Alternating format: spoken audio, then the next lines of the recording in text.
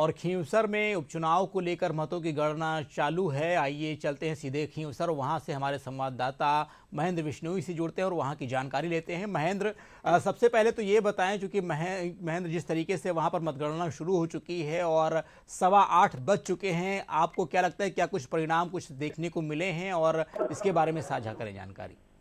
देखिए, सबसे पहले मैं आपको बता दूं कि 517 पोस्टल बैलेट है जिनकी गिनती शुरू हुई है सबसे पहले, और उसके बाद ईवीएम की गिनती शुरू होगी। ईवीएम की गिनती करीब 8:30 बजे से शुरू होगी और खींवसर सीट पर 20 राउंड है और इन 20 राउंडों में गिनती पूरी होगी। कुल जो है 264 बूथ है, इनकी गिनती होनी है और 2,16,000 से ज्यादा वोट यहाँ पड़े हैं। कुल 2,88,000 से ज्यादा वोट है। इनमें से जबरदस्त पोलिंग इस बार खींवसर की जनता ने करी थी और इसकी गिनती ईवीएम की बस कुछ ही देर में शुरू होने वाली है और पोस्टल बैलेट जो कि 517 पोस्टल बैलेट है जिनकी गिनती अभी जारी है।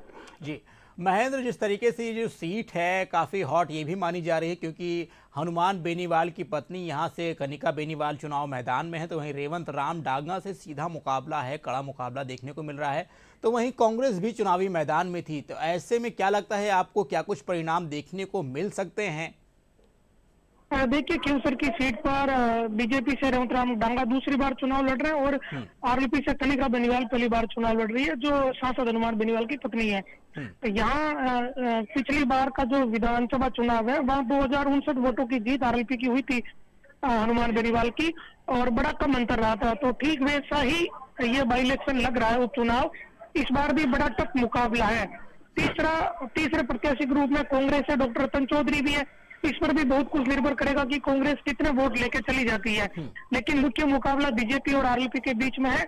बड़ा कठोर कठिन चुनाव ये माना जा रहा है पोलिंग के, इसी कारण से मतदान भी 3% विधानसभा चुनाव के मुकाबले इस बार बढ़ गया। महेंद्र, क्या लगता है आपको, लोकसभा चुनाव में आरएलपी का कांग्रेस से गठबंधन था, वो इंडिया गठबंधन का हिस्सा थे, लेकिन विधानसभा चुनाव में ये अलग अलग चुनाव लड़ रहे हैं, तो क्या लगता है आपको इन दोनों पार्टियों के अलग अलग लड़ने से, आरएलपी का और कांग्रेस के अलग अलग लड़ने से, इसका सीधा फायदा क्या भाजपा को मिलेगा या इसका कुछ खास असर नहीं पड़ेगा इन चुनावों में? बिल्कुल, देखिए, यही बात महसूस की जा रही है कि इसका फायदा कहीं ना कहीं मिलेगा, क्योंकि कांग्रेस भी अपना वोट लेगी तो उसका फर्क तो दिखेगा साफ तौर पर। और इसी कारण बीजेपी के जो नेता है या प्रत्याशी है वो खुद के मजबूत होने का दावा भी कर रहे हैं। तो अब इस पर निर्भर करेगा कि कांग्रेस कितने वोट ले पाती है, उस पर बहुत कुछ निर्भर करेगा।